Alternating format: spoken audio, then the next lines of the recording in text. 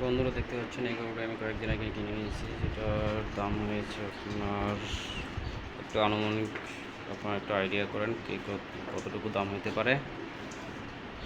আর আমি শেষে বলে দিচ্ছি, কমেন্টে থাকতেছে কত দাম দিয়ে কিনেছি। মোটামুটি টার্গেট করা হয়েছে 4.5 মণ মাংস হবে।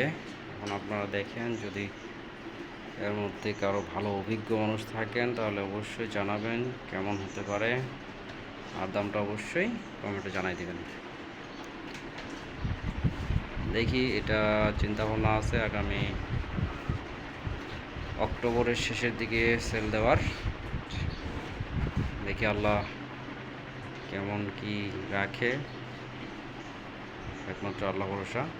গরু খুব একটা অভদ্র না, শান্তশিষ্ট গরু। ধন্যবাদ।